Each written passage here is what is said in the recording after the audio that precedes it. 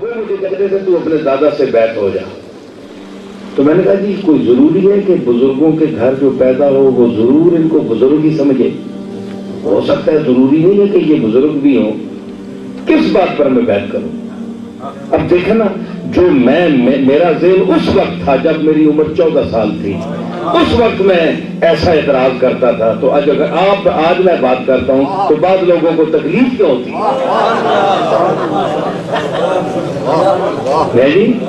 میں اپنے دادا پر یہ بات سمجھ کر گیا تو آپ کو میں نہیں سمجھ سکتا یا آپ مجھے نہیں سمجھ سکتے تو الٹی سیدھی باتیں کرنے کا وعدہ میں کچھ سمجھ کر آنا چاہتا ہوں ہے جی.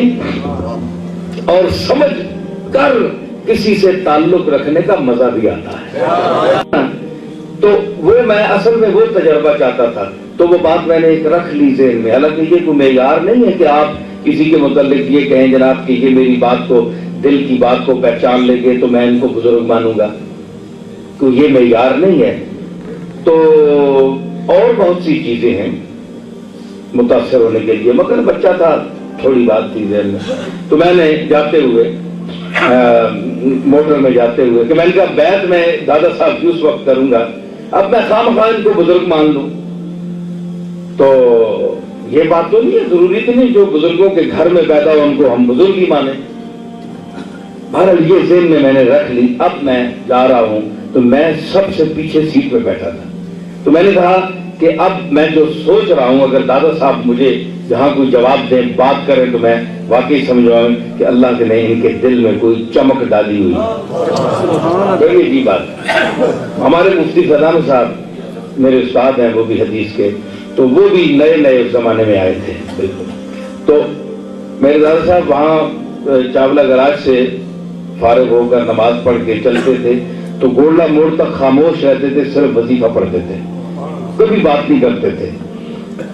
اس دن بس میں نے سوچا نا تو بغیر کسی عادت کے، کوئی عادت نہیں تھی، میں آپ کو کہہ رہا ہوں بات ہی نہیں کرتے تھے، گولڈا موڑ تک نہیں بات کرتے تھے. یوں مڑ کے دیکھا پیچھے، کہنے لگے کون کون بیٹھے ہیں؟ نام لیا گیا.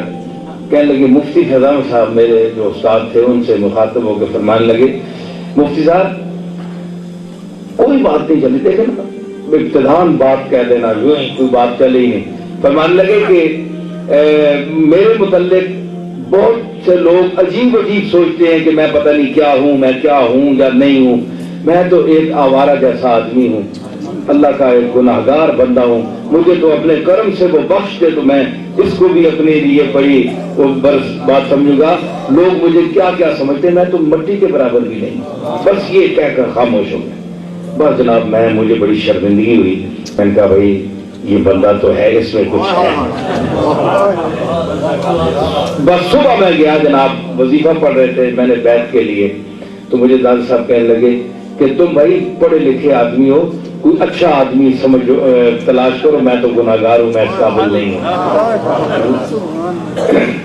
جناب تسی عبور ہی کرنے رکھو، آؤ نہ بیٹھ جاؤ صحیح، اتنی کو حالات سے نہیں کرائی نہیں. اچھا تو انہوں نے کہا جناب میں تو گناہگار آدمی ہوں، تم پڑھا لکھا آدمی ہے تو کسی اور کے پاس جاؤ. تو میں جناب پھر چلا گیا. بڑی منت سماجت کی بڑی، مگر انہوں نے بیعت نہیں فرمایا. 3 سال میں اس کے درپے رہا. آخر پھر مجھے مدینہ شریف میں، اور جڑا بڑھا آوے کی سب باہر ہی بیٹھا ہو اور خبردار کو اٹھے ایک کم خراب کرنے ہو سارے.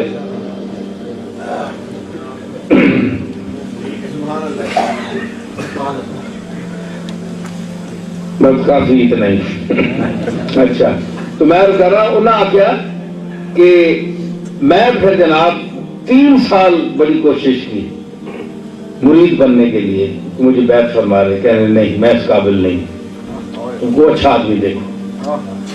کیونکہ میں شک پڑ گیا تھا نا، میں نے شک کیا تھا. اب وہ مجھے 3 سال سزا دی مجھے.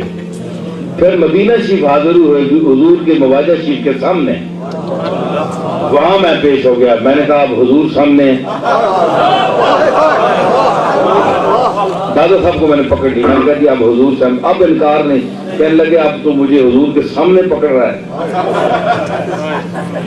وہاں میں نے آپ نے مجھے مشرف فرمایا، مرید کیا، اور پھر وہیں دیکھے حضور کا کرم، دیکھیے کرم بالائے کرم، کہ ایک اور وہاں ایک آدمی تھا، اس نے کہا میں مرید ہوا تو اس نے کہا سرکار میں آپ کے پوتے نصیر الدین کا مرید ہونا چاہتا ہوں۔ باؤ جی نے کہا اس کو ابھی اجازت نہیں، ابھی یہ پڑھ لے، تعلیم کا دور ہے، ابھی نہیں۔ اس نے کہا نہیں کہ حضور کی جالی کے سامنے میں واسطہ دیتا ہوں۔ باؤ جی میرے دادا نے کہا اچھا اس کے ہاتھ پر ہاتھ رکھو اور اس کو بیعت کرو، وہیں مجھے اجازت بھی مل گئی۔